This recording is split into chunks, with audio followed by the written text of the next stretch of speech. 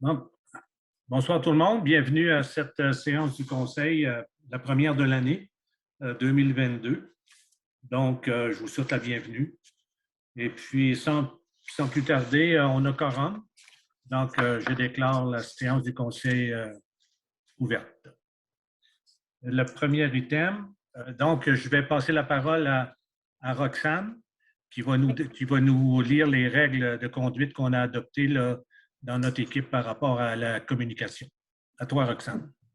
Merci. Dans le but de communiquer efficacement et respectueusement, lors des conseils municipaux, nous vous proposons quelques règles à suivre, tant pour le conseil municipal ici présent et les citoyens.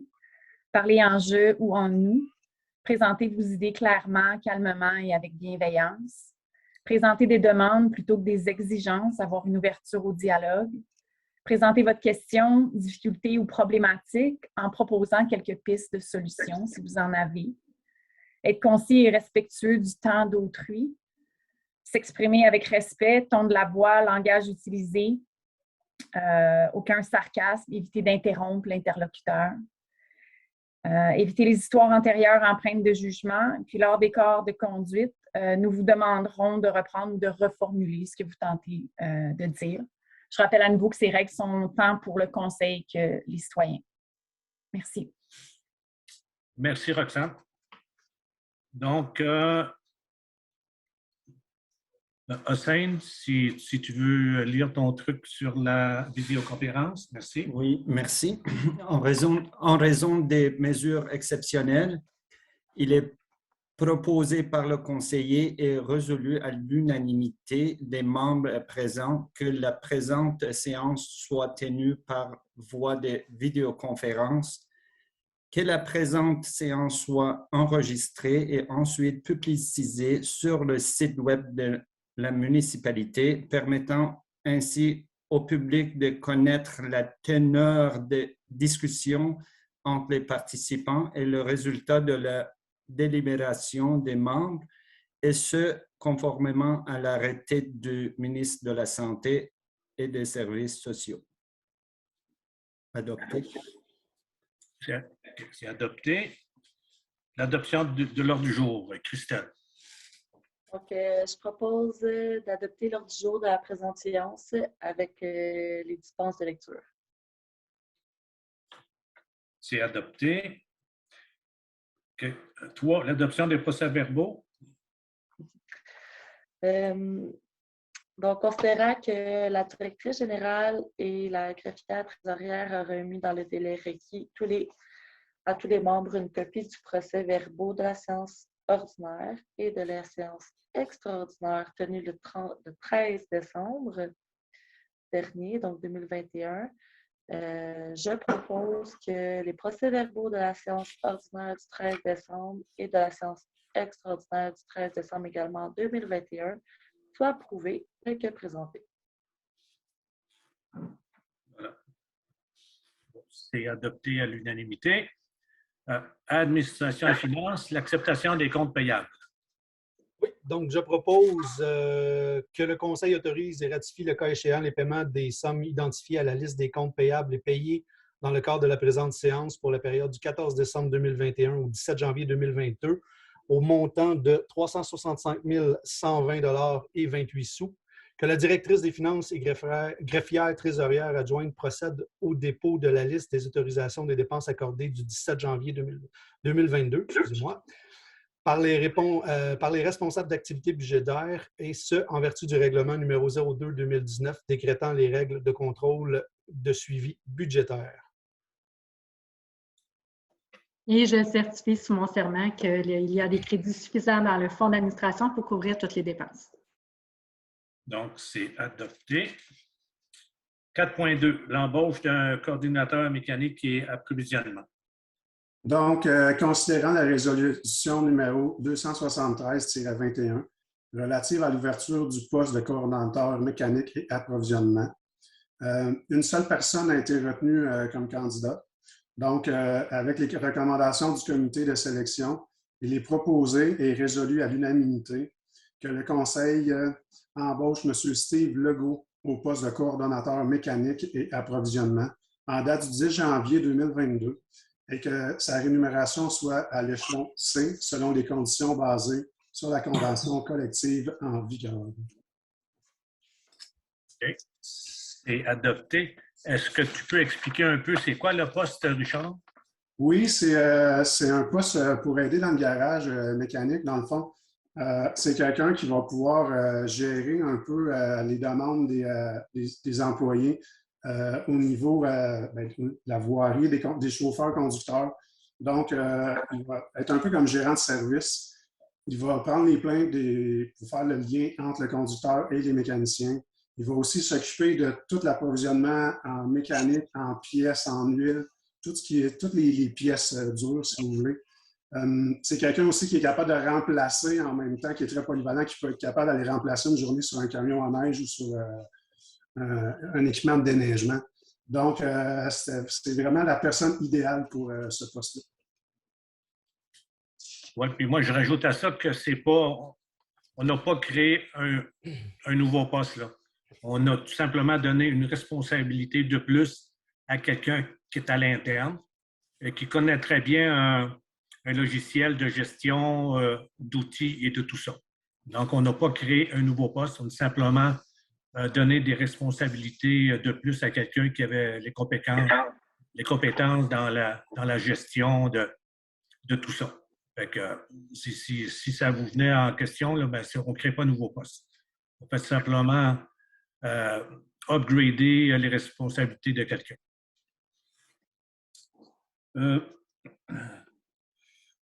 Okay. L'item, c'est les 4.3, les droits supplétifs. Oui. Donc, considérant que la loi concernant les droits sur les mutations immobilières prévoit que les municipalités peuvent imposer un droit supplétif, considérant que le droit supplétif est une forme de compensation des droits de mutation facturés aux acquéreurs dont la transaction est exonérée, considérant aussi que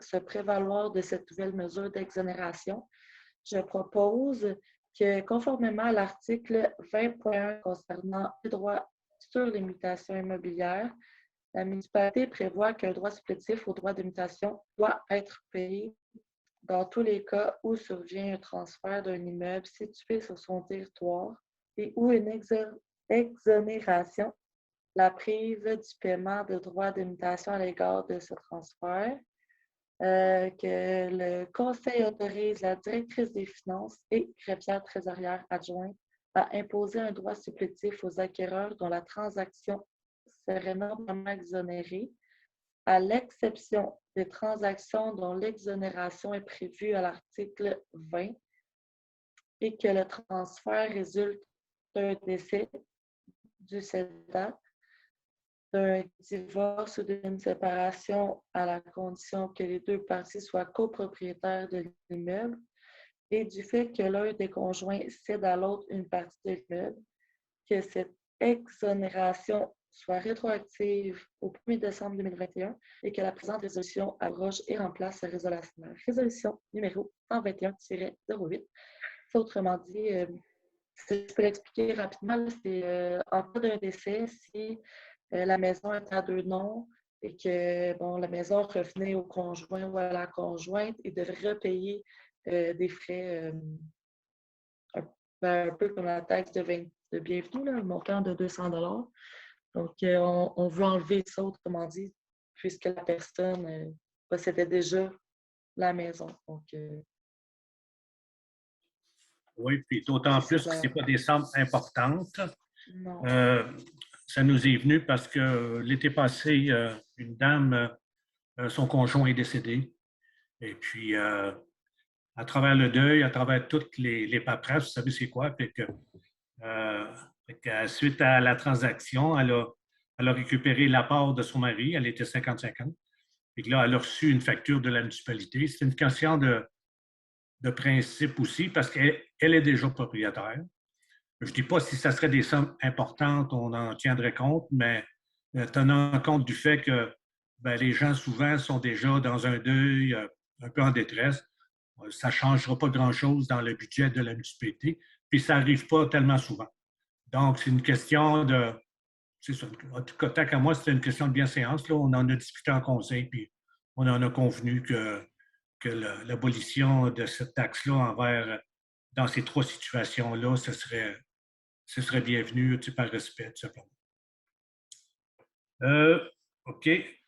Réglementation et politique. Adoption du règlement décrétant le taux de taxe. Georges, s'il te plaît. Oui. Considérant qu'il y a lieu de déterminer dans un seul règlement les taux de taxes foncières, la tarification, la taxe spéciale et les compensations pour les services municipaux au cours de l'exercice financier 2022, considérant que la municipalité de la Conception fournit des services municipaux à des immeubles visés au paragraphe 10 de l'article 204 de la Loi sur la fiscalité, considérant qu'il y a lieu d'imposer une compensation pour la fourniture des services municipaux à ces immeubles, considérant le Conseil désire prévoir des règles relatives au paiement des taxes municipales et des compensations, considérant un avis de motion du présent règlement a été donné à la séance du 13 décembre 2021 et considérant que le projet de règlement a été déposé à la séance du 13 décembre 2021, je propose que le Conseil adopte le règlement numéro 01-2022 décrétant le taux de taxe foncière et compensation pour l'année 2022. J'aimerais juste mentionner, dans le fond, que le taux de taxe foncière va être abaissé à 68 sous du 100 $. L'an passé, il était à 69 sous. Donc, si tu as quelque chose à rajouter, Gaétan. Oui, c'est ça. La décision a été prise par le Conseil parce qu'on a, avec Mme Piché, qui est la directrice des finances, et Mme Allery, notre DG, on a anticipé un peu sur les revenus qu'on allait avoir en surplus, c'est-à-dire des taxes de mutation et autres. Donc, on a décidé d'alléger le taux de taxe foncier. OK? Ça n'inclut pas les taxes pour la Sûreté du Québec et tout ça. Là, il y a les taxes pour la récupération des déchets et tout ça. Il y a un paquet d'autres trucs. Mais c'est sur la taxe foncière sur laquelle on a le plus d'emprise, on est capable de dire qu'on peut l'abaisser. Donc, c'est la décision qu'on a prise de l'abaisser d'un coup. Ça fait une réduction du taux de taxe de 1,4 %. La taxe foncière, on dit bien. OK? Ce n'est pas les autres taxes. Bon, donc, on est rendu à supplétif, un instant. Je me trouve dans mes paperasses. OK, dans les finances, urbanisme, environnement, offre de services. C'est Georges encore. En fait, on est rendu à 5.2. 5.2, oui. Ma feuille est à l'envers. Excusez-moi. C'est correct, j'étais prête à y aller, mais... 5.2, avis de motion en règlement édictant le code d'éthique. André. Donc, je donne un avis de motion à l'effet qu'il sera adopté lors d'une assemblée subséquente un règlement édictant le code d'éthique et de déontologie des élus municipaux. Le présent avis de motion est accompagné du dépôt du projet de règlement édictant le code d'éthique et de déontologie des élus municipaux. Le projet est maintenant disponible pour consultation publique. C'est bien. 5.3, avis de motion en règlement décrétant les taux relatifs aux droits de mutation immobilière. Richard. Donc, c'est un avis de motion à l'effet qui sera adopté lors d'une assemblée subséquente, un règlement décrétant le taux relatif aux droits de mutation. Le présent avis de motion est accompagné du dépôt du projet de règlement décrétant le taux relatif aux droits de mutation immobilière. Le projet de règlement est maintenant disponible pour consultation. Donc, c'est pour fixer un taux supérieur à celui de cet article pour toute tranche de base d'imposition qui excède 524 200 $. Donc, à partir de ce montant-là, on va pouvoir charger un petit peu plus cher au niveau des droits de mutation.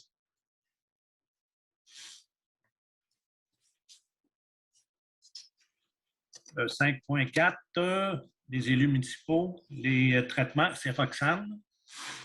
Je donne un avis de motion à l'effet qu'il sera adopté lors d'une assemblée subséquente, un règlement amendant les règlements numéros 06-2013 et 16-2018 relatifs au traitement des élus municipaux, présent avis de motion est accompagné du dépôt du projet de règlement amendant les règlements.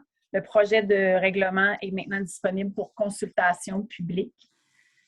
Puis, la plus grande modification, je vous dirais, c'est qu'il est entendu que le maire de la municipalité, à compter du 1er janvier 2022, souhaite attribuer 25 % de sa rémunération pour des projets communautaires, et ce, pour la durée de son mandat seulement. Voilà. C'est adopté. Ensuite, la sécurité publique. Richard. Donc, c'est un consentement autorisant l'implantation du 311, considérant que la Ville de Mont-Tremblant implante un service téléphonique 311 pour ses citoyens, considérant que la municipalité de la Conception a pris connaissance du document, mise en contexte et explication qu'elle comprend, les tenants et aboutissants, les appels faits au 311 pour la municipalité de la Conception seront réacheminés vers la Ville de Mont-Tremblant. Donc, je propose, et c'est résolu à l'unanimité, que le Conseil de la Ville de Mont-Tremblant et les fournisseurs de services en télécommunication peuvent, à partir de maintenant, acheminer nos appels au 311. Donc, je propose que le Conseil autorise la directrice générale et greffière trésorière à signer le consentement autorisant l'implantation du 311 pour les juridictions téléphoniques et les tours cellulaires. C'est adopté à l'unanimité. Les travaux publics et infrastructures, Richard. Donc, un remplacement d'équipement à la station d'épuration. Considérant le bris d'un Rotofit, qui est un moteur d'entraînement à la station d'épuration, il est requis de procéder au remplacement de ces équipements pour le bon fonctionnement de la station d'épuration.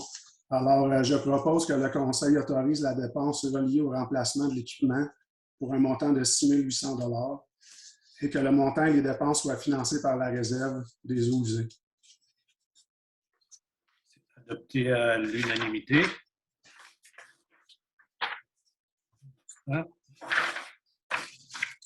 8, urbanisme et environnement. La résolution -22, Georges. Oui, l'offre de service du Centre régional de l'environnement des Laurentides pour le CRE.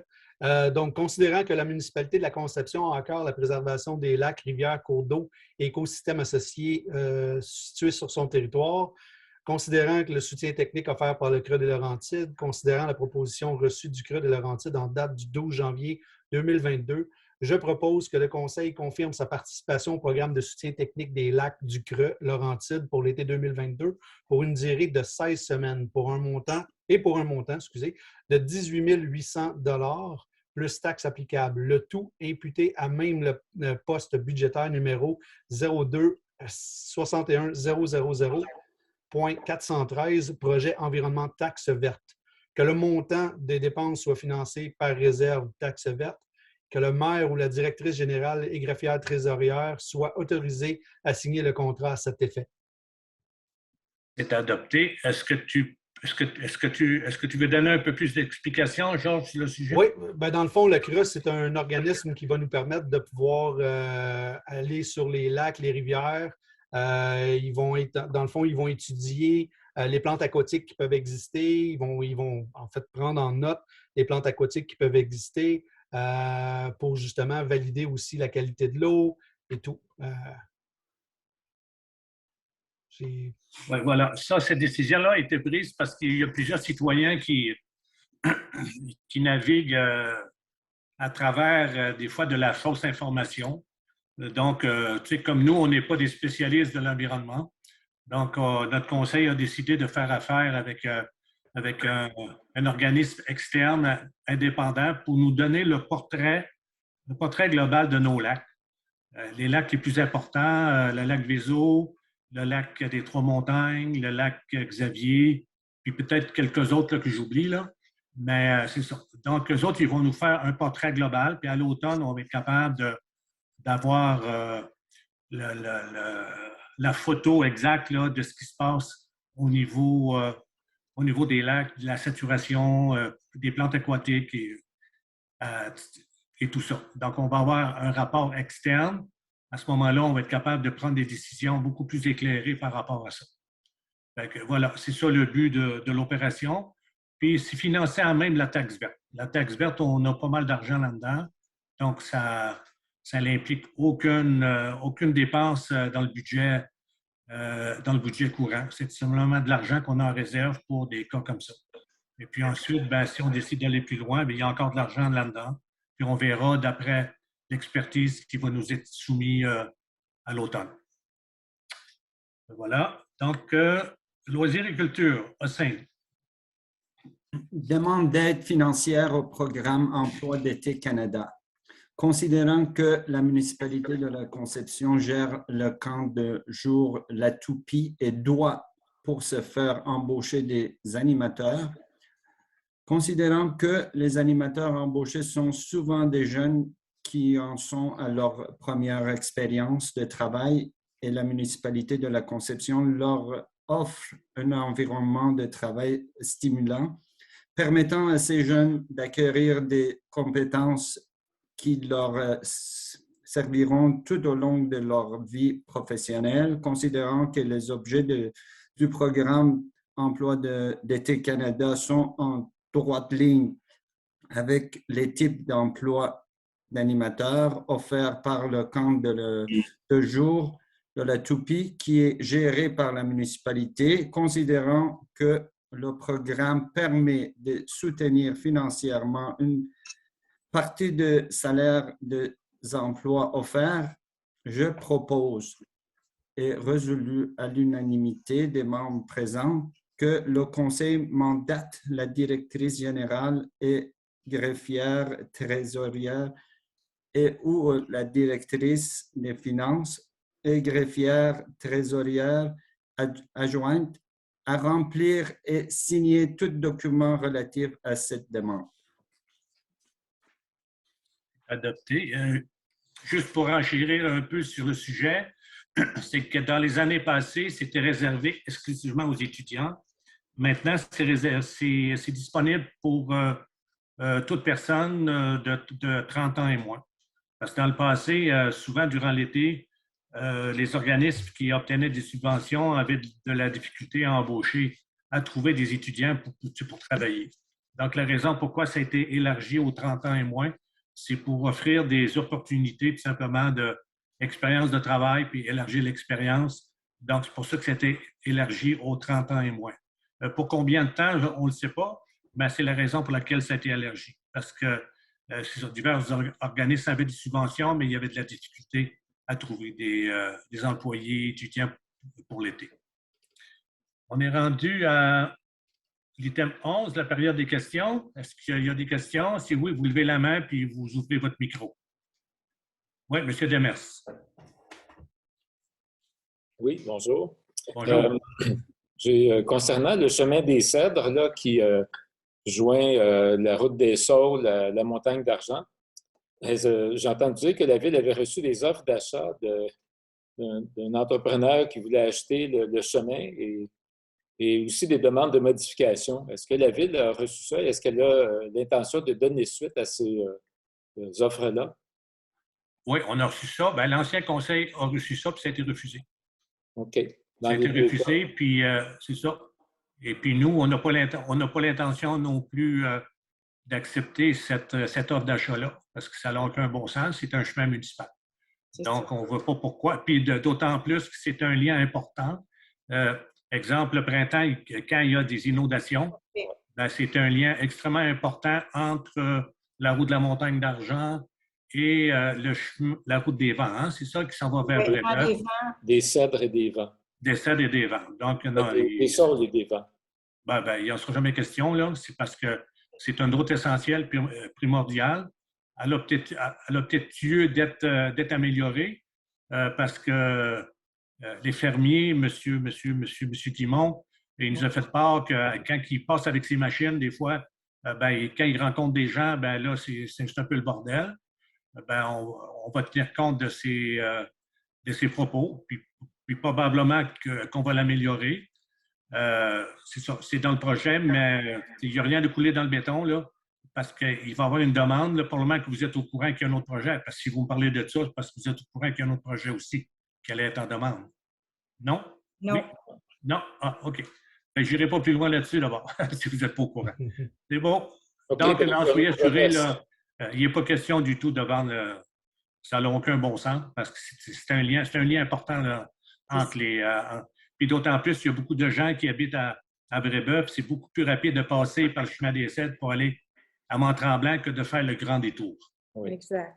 Je vous remercie beaucoup. Puis j'appuie tout à fait ce que vous avez dit. Là. Merci beaucoup de prendre cette position-là. Non, il n'y en a pas. Regarde, on ne voit pas pourquoi qu'on se débarrasserait d'un chemin qui était, d'une route qui est essentielle là, à la sécurité, surtout le printemps. Puis en tout temps, de toute façon, c'est vendre des rues de municipalité, là, c'est pas vraiment dans le. C'est pas vraiment dans nos cordes, là. OK.